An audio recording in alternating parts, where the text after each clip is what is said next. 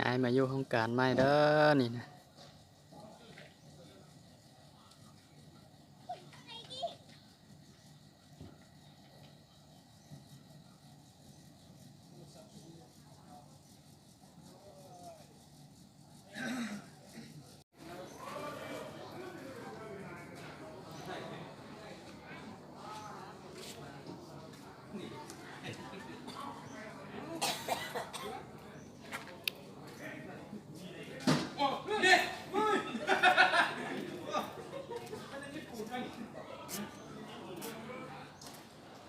ตั้งไว้เ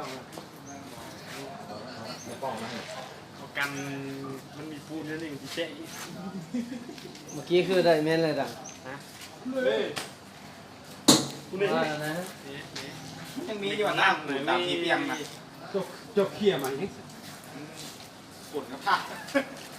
แต่มันพอได้เบิร์ดลิตรละเพราะว่า แค่นี่นะ มันห้อนแห้งแล้วมันแห้งแล้วตะกี้มันพืชอะไรที่แล้วมันซุ่มหน้ามันบ่ ระวังมัน เวลามันห้อนแล้วมันไอ้น้ำพังมันแต่ตุ้มบาดเดียวแล้วก็เลี้ยวเลยบัด ไม่หมดเลยแต่ กูเลย หม้ออบมุ่นหมดเลย จริงชินเด้อนี่นะ มีแต่ว่าบ่ดื้อหายเนาะ ฉลองโครงการใหม่ โอ้คันเป็นบ่พามาสู้ หน้าไป เบิ่งแล้ว พวกเจ้าพากันอยู่ใส่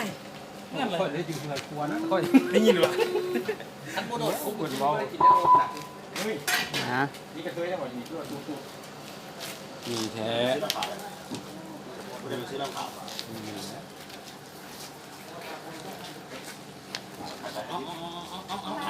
รถคันนั้นเลยสิไป ใครมีคนใจเยอะแต่นี่จะซื้อเหล้าขาวครับ แก้วนี้ ซื้อมาแก้วเลย ไอ้ รถไฟออกมาได้แล้วทานแก้วมาแล้วทางมาทางสมบูรณ์แก้วมาแล้วเดี๋ยวผมมีคนออกไปที่บ้านไปเที่ยวที่ไปส่งกูบ่าวยังแต่แล้ว ผู้บ่าเก่งผู้บ่าเพื่อนแล้ว ไม่ออกเลยโอ้กูบ่าวไปจะโดน แล้วจะโดนเมื่อกี้ จะโดน ท่านผู้บ่าอยู่นี่ เงี้ยสูตรแบบนี้คนต้นเวลาใส่น้ำปลาเขากับไฟมันถูกสูตรได้บนเนี่ยมันใส่ไส้หาขวาได้บนได้ขวาหาไส้กับพิษสูตรได้อ น้ำเฟิร์มเหรอ มันมีวิธีไหนบางคนน่ะของเจ้าคือโบแซ่บเจ้าทีน้ำปลาบ่ถูกเรื่องนะ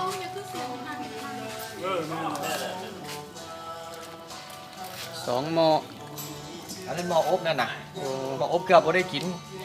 ไม่นะพุดลงบุ่ม ถ่ายยังทันเปิดกดอ่ะ แดงคืออยู่มา เดี๋ยวเสร็จเปิด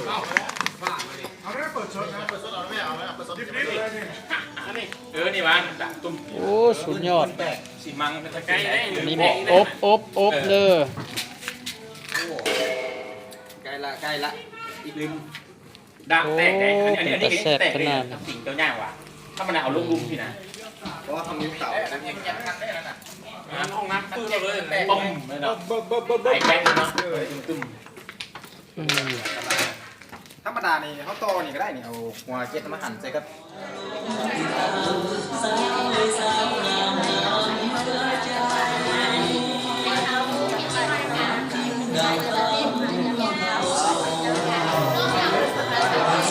บาสีสุกขวัญเด้อ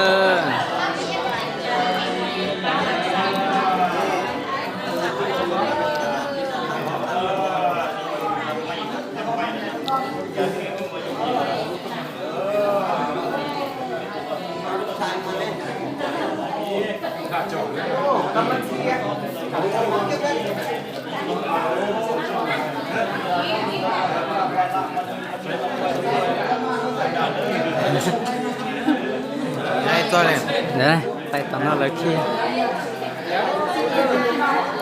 มือเราปุ่นป้อนเนี่ยเกซื้อมือเราเดือป้อนเนี่ยเกซื้อ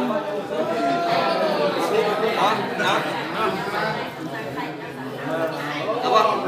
เอาปั้นให้หัวหน้าว่ะง่ายหัวหน้า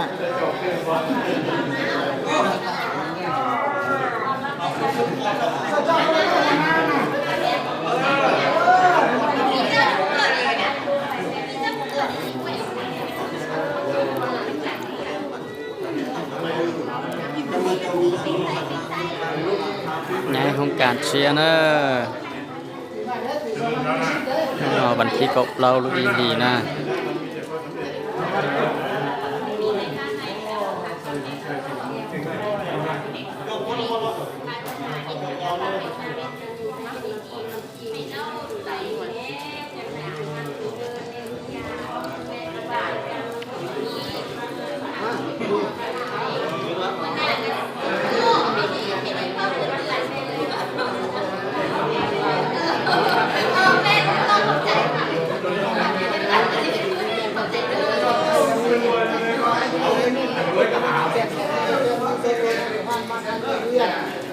ก็ดีผมมาแล้วยังเป็น2019 2020มาแล้ว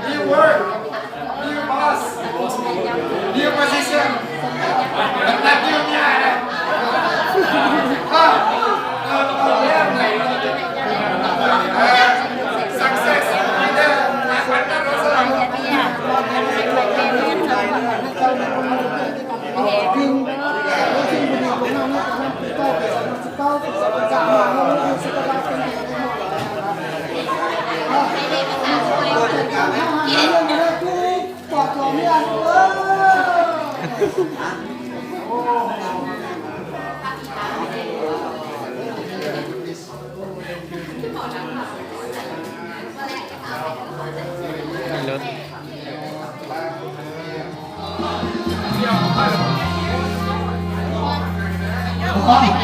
ตามเด้อนี่นะ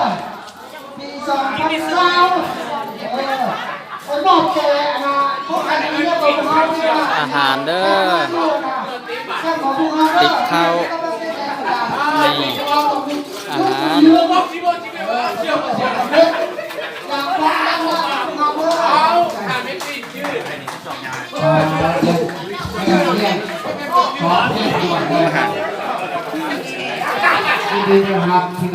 อาหารสุดยอดเลยลาบนี่นะ เสียเพียครับครับ ต่อบางที่เขาใส่ไม่ได้ครับนั่นเป็นพอเส้นเครื่องนะนักร้องเพราะว่านักร้องหาร้องเพราะอะไรนักร้องเอาละ มันเผาขอมาส่งเลย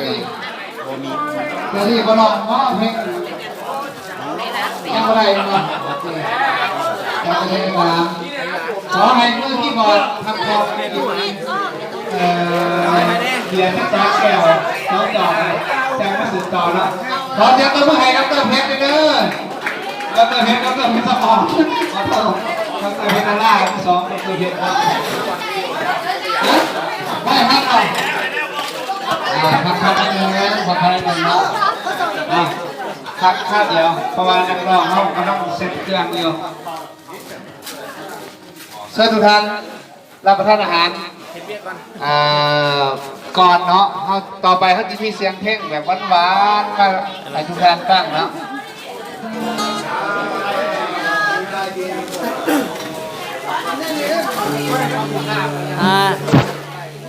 มือกีตาร์ด้วยดีนะ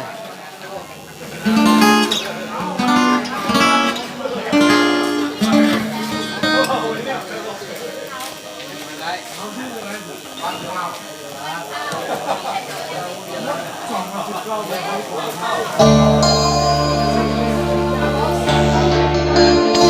ันนี้เป็นมือคีย์บอร์ดเด้อ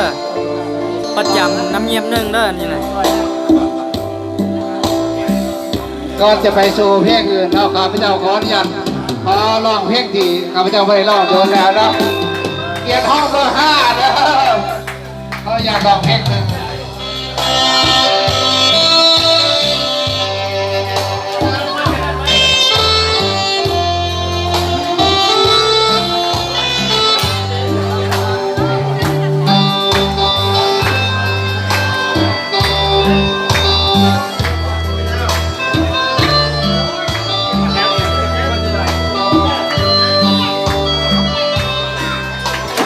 ต่อเสกกันเนอะนู้นนอนน่ะ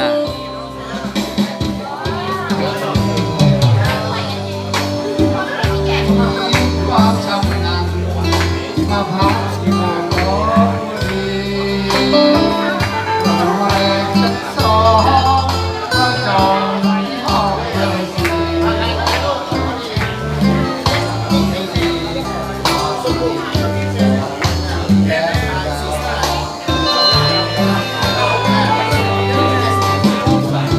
งที่ฟองมาที่เสียงพูดจาเบาๆต้องมาน้ำเสียงไม่เสียงเสียง อันนี้มันเมนูเฝอเสียงขวาง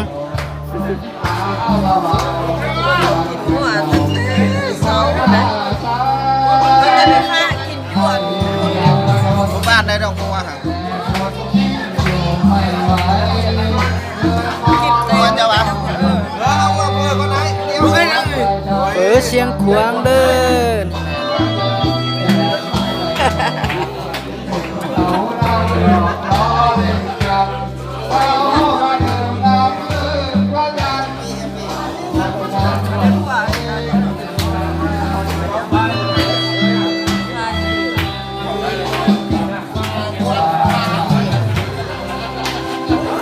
ฉันทนไม่ได้ต้องไปไปลูกตาเป็นคนเกลียดคนที่ห้องเลยหาให้ช้ำเวลา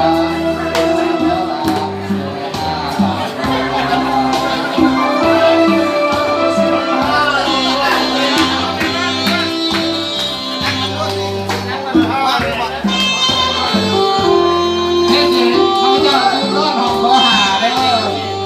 นี่มันอันน่ะเป็นทางการเด้อทางนี้แม่งแกนบ่เป็นทางการปานใด